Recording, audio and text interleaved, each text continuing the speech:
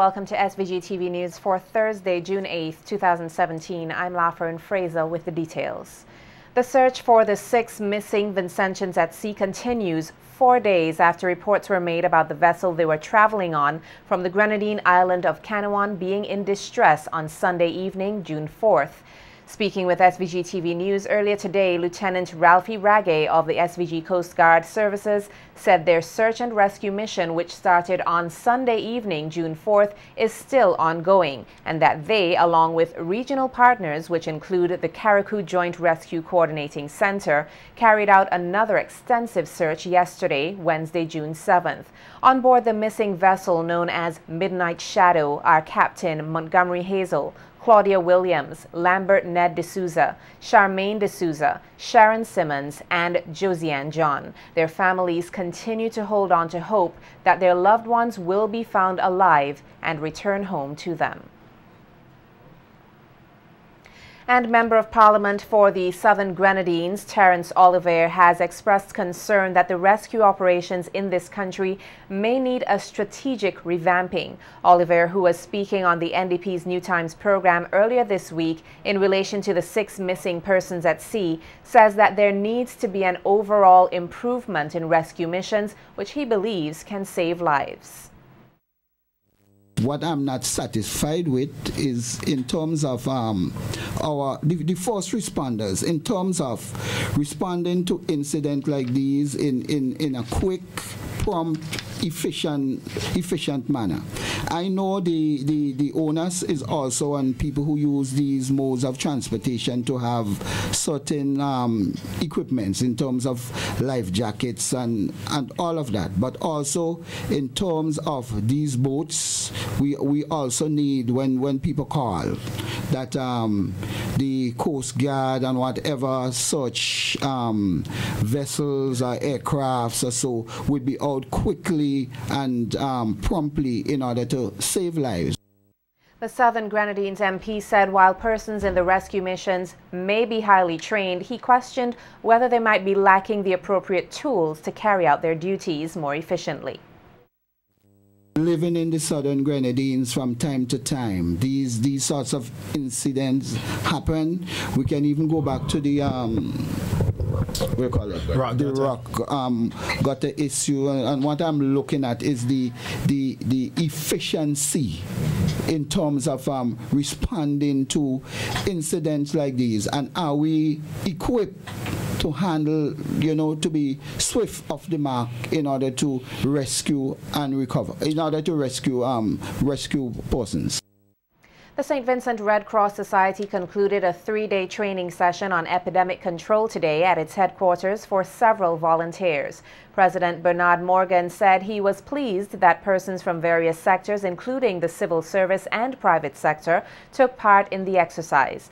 Morgan explained that when various units realize the importance of mitigating and combating epidemics, a country can better control the spread of contagions. The Red Cross president said that U.S. aid-funded programs mean that taking early initiative can also save lives. They are always supportive of our efforts at the Red Cross to prevent, mitigate disasters, and where we can't, to be part of a program to respond as efficiently and effectively as possible. So we thank them very much for supporting this. I also want to thank the Chief Executive Officer of the airport.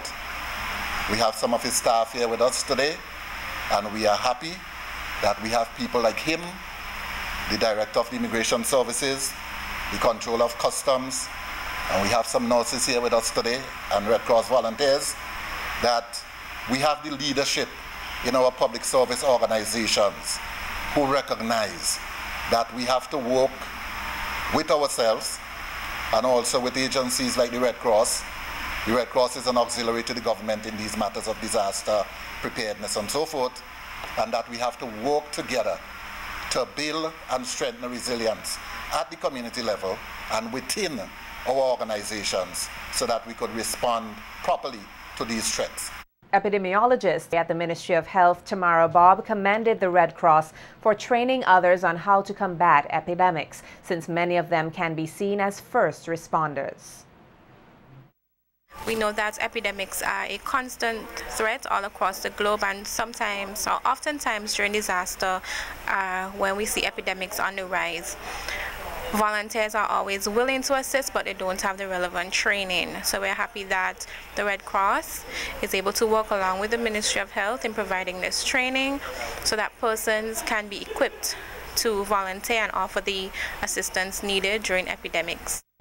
11 grade 6 students earlier today represented their schools in the finals of the 2017 Ministry of Health, Wellness and the Environment Primary Schools Public Speaking Competition. The competition, which is in its 14th year, is aimed at encouraging students at the grade 6 level across the nation to conduct research which will heighten their awareness on issues which may affect their health, while at the same time improve their communication skills. The winner of today's competition was Brielle Compton of the Beckway Anglican School. Nikita Tony tells us more in this report. Parents be blamed or not for the misconduct of their children. That's the topic which was debated upon by 11 students in the 14th annual Ministry of Health, Wellness and the Environment Primary Schools Public Speaking Competition. Thanking the Ministry of Health for its continued partnership in hosting what she described as a great initiative, Senior Education Officer Yvette Antwine said the event fosters literacy appreciation among the participants as well as enhances language competencies. Our students develop debating skills. They develop the ability to use speech effectively and to pronounce and enunciate clearly. Again, thanks to the Ministry of Health, Wellness and the Environment for providing this opportunity to our nation's children.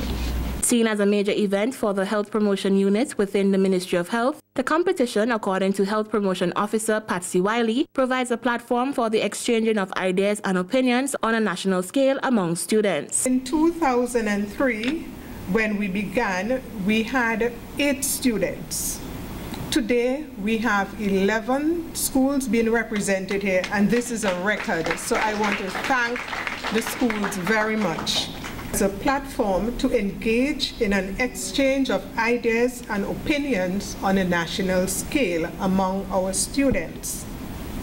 Wiley also gave insights into the selection of this year's team. With the advent of social media, we have seen graphic display of misconduct of our children. We have heard the views put forward by adults on various radio call-in programs. Today, we look forward with great anticipation to hear the views of the children themselves.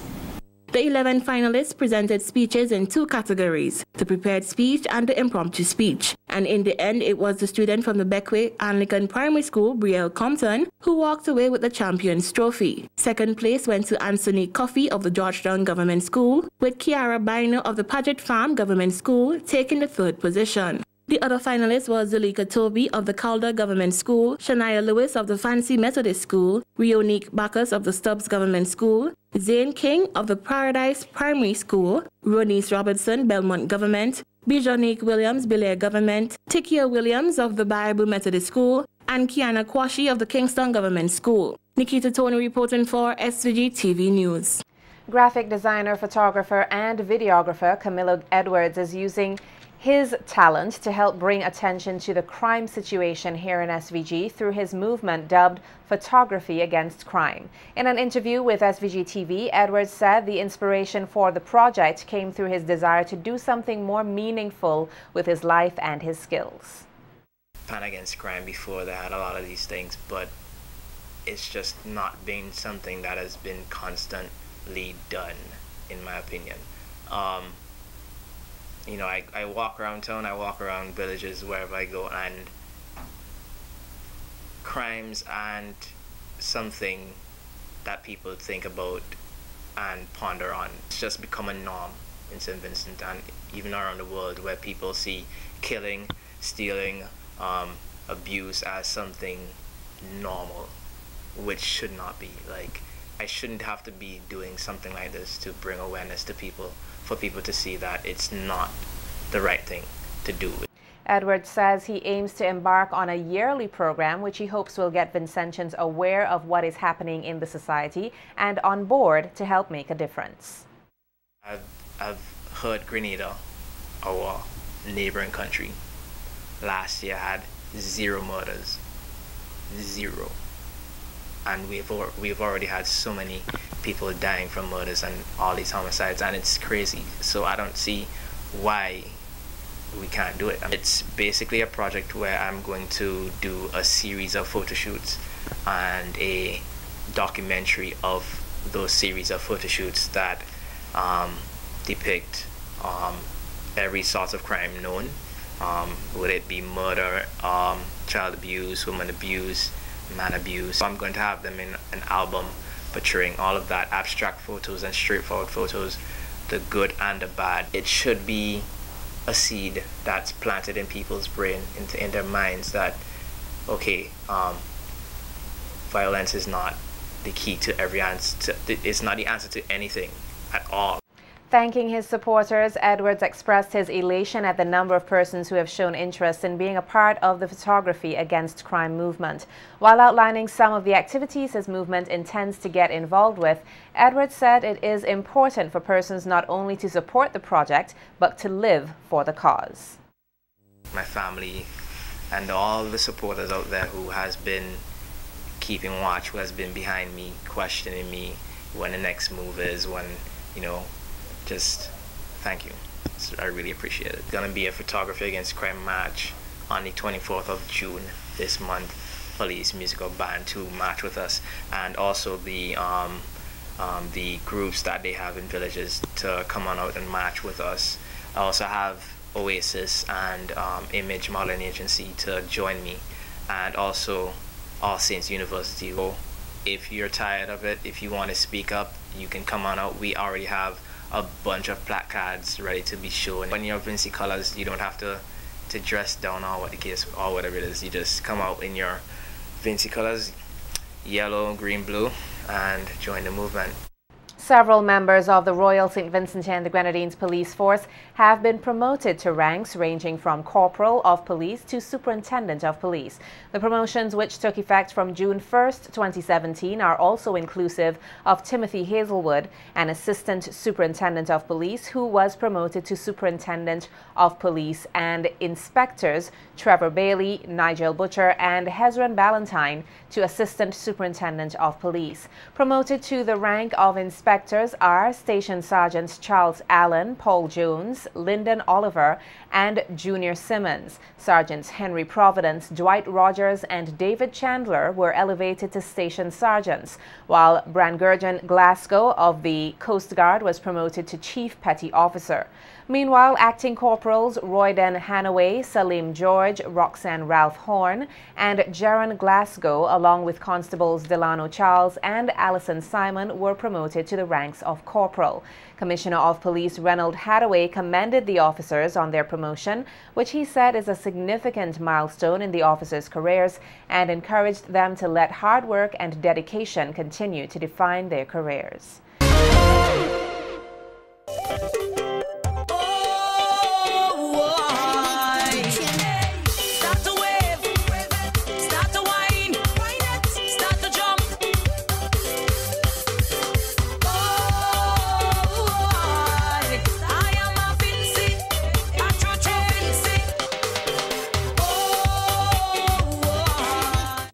The constituency of North Leeward will come alive this weekend as the North Leeward Sports and Culture Organization hosts its Carnival activities. Kickstarting the activities will be the staging of the Miss Leeward pageant, which will feature 5 beauties from across the Leeward coast vying for the crown. SVG-TV's Nolisha Miller caught up with the contestants on Wednesday afternoon outside our building here at Dorsetshire Hill and filed this report.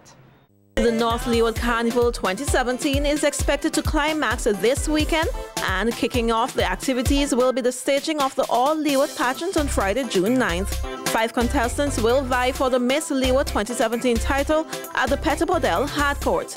Speaking with the 5 beauties, it became evident that their ambitions are bigger than their personalities, as they divulged that their participation in the pageant is simply a stepping stone to propel them towards achieving their career goals. They further took the opportunity to encourage patrons to come out in their numbers on Friday night to the pageant, which they stated is an event that should not be missed. I have a passion for pageantry since I've been a younger girl, and my mom motivated me to join it.